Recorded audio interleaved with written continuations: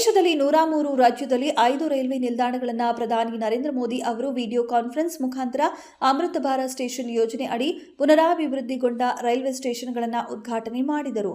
ಅದರಲ್ಲೂ ಧಾರವಾಡ ರೈಲ್ವೆ ನಿಲ್ದಾಣದಲ್ಲಿ ರಾಜ್ಯಪಾಲ ತಾವರ್ಚಂದ್ ಗೆಹ್ಲೋಟ್ ಅವರು ಉದ್ಘಾಟನೆ ಮಾಡಿದರು. ರಾಜ್ಯಪಾಲರಿಗೆ ಸಭಾಪತಿ ಬಸವರಾಜ ಹೊರಟ್ಟಿ, ಮಾಜಿ ಶಾಸಕ ಅಮೃತ ದೇಸಾಯಿ, ಹುಡಾ ಅಧ್ಯಕ್ಷ ಶಾಕಿರ್ ಸನ್ನದಿ ಅವರು ಕಾರ್ಯಕ್ರಮದಲ್ಲಿ ಭಾಗಿಯಾಗಿದ್ದರು. ಇನ್ನು ಧಾರವಾಡ ರೈಲ್ವೆ ನಿಲ್ದಾಣವನ್ನು 17 ಕೋಟಿ ವೆಚ್ಚದಲ್ಲಿ ಪುನರ್ ನಿರ್ಮಾಣ ಮಾಡಲಾಗಿದೆ ಎಂದು ನೈಋತ್ಯ ರೈಲ್ವೆ ನಿಲ್ದಾಣದ ವ್ಯವಸ್ಥಾಪಕ ನಿರ್ದೇಶಕರು ಮಾತನಾಡಿದರು. ಅದೇ ರೀತಿಯಾಗಿ ಸರಳ ಸಜ್ಜನಿಕೆಯ ಹಾಗೂ ಸಮಾಜಮುಖಿ ಕಾರ್ಯಗಳ ಮೂಲಕ ರಾಜ್ಯ ರಾಜಕಾರಣದಲ್ಲಿ ತಮ್ಮದೇ ಆದಂತಹ ಛಾಪನ್ನು ಮೂಡಿಸಿರುವ ಅಗ್ರಪಂಕ್ತಿ ನಾಯಕರಲ್ಲಿ ಇವರು ಕೂಡ ಒಬ್ಬರು.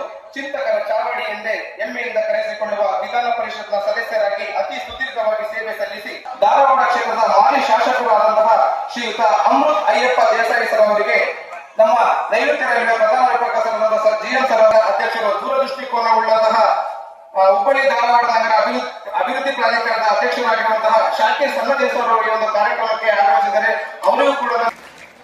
ಅದೇ ರೀತಿಯಾಗಿ ಹುಬ್ಬಳ್ಳಿ ಧಾರವಾಡ ಮಹಾನಗರ ಪಾಲಿಕೆಯ 23ನೇ ಅವಧಿಯ ಮೇಯರ್ ಆದಂತಹ ಶ್ರೀ ರಾಮಪ್ಪ ಬಡಿಗೆ ಸರ್ ಅವರು ಕೂಡ ಈ ಒಂದು ಕಾರ್ಯಕ್ರಮಕ್ಕೆ ಆಗಮಿಸುವ ಮೂಲಕ ಸ್ವಾಗತವನ್ನು ಕೋರಲು ರೆಡಿಯಾಗಿದ್ದಾರೆ. ನಮ್ಮ ಪ್ರಧಾನ ಪ್ರಬಂಧಕರಾದಂತಹ ಹುಬ್ಬಳ್ಳಿ ಅವರು ಕೇಳ್ಕೊಳ್ತಾ ಇದ್ದಾರೆ. ದಯಮಾಡಿ ಜೋರಾದ